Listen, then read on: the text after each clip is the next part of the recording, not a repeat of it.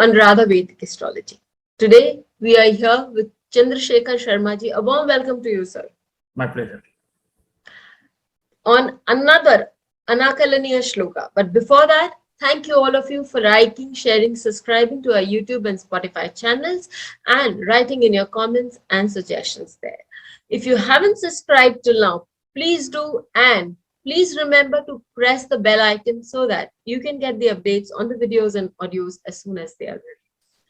Sir, you have a lot of Anakalaneeya shlokas in your repertoire. Sir, today, which is the literature that we are getting this shloka from, and what does it say? We are getting from Jatak Parijata, which was written by Vaidyanath, the great Vaidyanath. So, I mean, he is used to giving you shlokas which appear to be difficult to understand.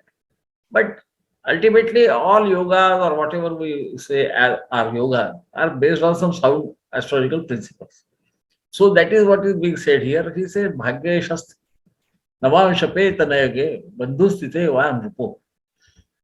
That it could be even a printing mistake. It might be Bhagya Shasya, which means off instead of placed it. Drushteva Shashije Surendra Guruna Yukte Sa Rajapriya. इसका मतलब, I mean, this means the Lord of the Navamsha, in which the Lord of the ninth is placed. So we get some inkling about, sort of the Parijata Yoga is also like that. Lord of the Lagna and his placement in Navamsha, and that Navamsha Lord doing something and being able to deliver the result. That is what is going on here. Tanayage, if he is placed in the fifth house or Bandhu Sthiti, which is the fourth house, either of the two, then a person becomes a king. This is the first part of the shloka. This is relatively easier to understand than even the next part. So we first talk about the first part, which says the Lord of the Navamsha occupied by the Lord of the ninth. If he is placed in the fifth or the fourth bhava, then the Jataka becomes king. King means somebody who has wealth and power. I mean, let us never forget that king does not necessarily mean that everybody will have a coronet on his head. But it basically represents authority and wealth. So what is happening here? See, if we remember the basic principles, we know how a person's body is to be seen. They say it can be seen from the lagna, the ascendant itself, and influences on it from the different planets that are there, or from the Navamsha Lagna, the ascendant of the Navamsha. So Navamsha Bhavas have got very great importance. They sometimes overrule even the Bhavas in the Lagna, as we know that if a planet is in debility in the Lagna chart, the ascendant chart, but is in exaltation in the Navamsha chart, then this will always overrule the other, because it is one charan of a nakshatra. People may always tell me that I don't use nakshatra. Yes, I don't use the nakshatra, but I use 1/4 part of the nakshatra indirectly through the Navamsha. So what is happening here is the essence of the ninth bhava. The Lord of the Navamsha occupied by the ninth bhava is placed either in the fifth house or in the fourth house, which means there is a connection between the strongest of the trines, the ninth bhava. He is expressing himself through the fifth bhava, first thing. So fifth bhava is acquired knowledge. So a person, if he performs his duties after understanding the whatever has happened in his life and learning from it and using it properly, obviously it will aspect the 11th house. So the wealth would be there. There is no doubt about it. And since these two, very strong trines come together, he is likely to have wealth and obviously by implication the authority. So, okay. In the fourth bhava, when it goes, it is even better. It is as if Lord of the ninth is occupying the fourth house, aspecting the house of the 10th house, house of authority. So we say again here the distilled strength of the ninth house is going to the fourth house and influencing the 10th house, which is the house of karma, which is also called the throne of a king. So this is how, that is why it is said in such a case, They are not talking about the ninth house by itself. What is being talked about is even the essence of the, we can call it the essence of the ninth house. And this is how, so this is a bit easier to understand, though this is also Anakalaneeya, that which is very difficult to understand. That is why I call it Anakalaneeya. Akalan means to understand, and Anakalaneeya means not being able to understand. Sir, you just That make means the at the first principle glance. easy. First glance. Yes, Right. sir. No, sir, you make the principle easy, and when you are defining it in detail, when you're explaining it in detail, it becomes very smooth for us to understand that way. Yeah, and I think that is what an astrologer should understand, that all yogas are based on some principle. They might appear to be sometimes, we might not at first instant understand that. Now the second part is Drishteva Shashije Surendra Guruna. Surendra Guruna means the guru of Lord Indra, which is Jupiter. Jupiter. And Shashije means son of moon, which is Mercury. Right, sir. So if Mercury is aspected or conjunct Jupiter, that person becomes a favorite of a king, isn't it? Now, how come? I mean, can they be placed anywhere, etc., etc.? All those things should come.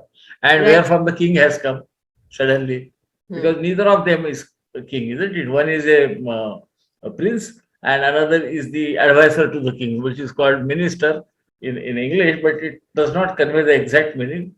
Here, mantri means somebody who advises the king, who has authority to advise the king, and from whom the king will seek advice. Now, why should it happen? It is also possible that this is referring to their being placed in the ninth, fifth bhava or the fourth bhava, because the shlok is, this is the second part of the shlok.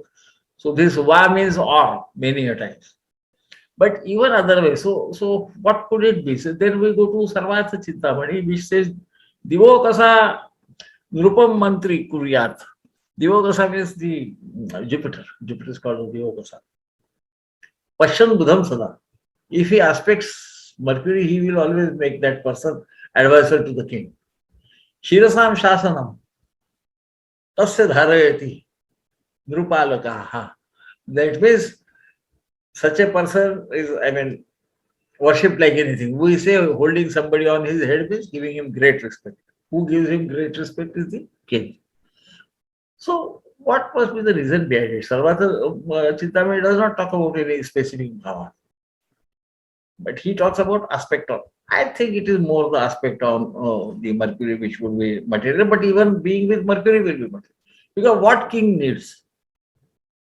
See, there was something called as Vidushaka in ancient Times. Yes, sir. that Vidushaka does mean court jester. There were court jesters in even in the British king's cabinet. What does it mean? It means somebody who jokes around. But for a king to tolerate him and want him to be there means he had intellect enough. So his way of expressing was different. Through his jokes, he sometimes used to give some advice to the king. And we know that Mercury has a habit of, talking with pun words. See, one word meaning multiple meanings, one word with multiple meanings, making jokes of serious things, and ability to absorb knowledge. Jupiter is knowledge incarnate. So when these two come together, if you have a grasp of a situation very early and you can give advice, then the king always wants such a person with him. And that is why he says he is Rajapriya. He is loved by the kings. Sarvata Chitramani says he holds him on his head. So one of the same thing, he pays respect to the what we call the combination of the planet, a person who has such a combination. And we know that, see, two bhavas will be made very strong with this combination. Because whichever bhava is aspected by Jupiter gains strength, whichever bhava is aspected by Mercury gains strength. If they are together, even then they will aspect some bhava. They will be placed in one and aspect another. If they aspect each other, generally Jupiter only aspects Buddha, that is what is being said. So they could either be in 1/7 position or Jupiter can aspect from 3 different positions, as you know. And this is the crux of it, and that is why he is loved by the king, somebody who is smart enough and also able to give sound advice. This is what is happening with the Jataka, and that is why this becomes a really complex, because placement is not mentioned. Now, most of the translators have given what I have already given, but it is also possible that this might be referring to them being placed in the fifth house or the fourth house. Because when the Y is used, it means and or. And in that entire shloka, you will find Y coming 2 or 3 times. And it could also mean that if they are placed, like the Navamsha Lord is placed in fifth and fourth.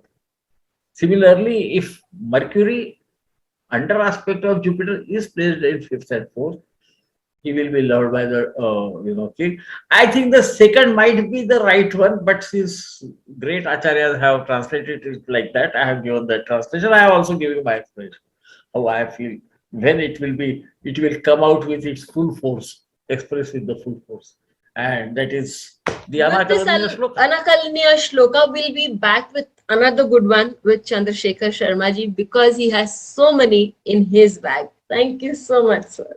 My pleasure.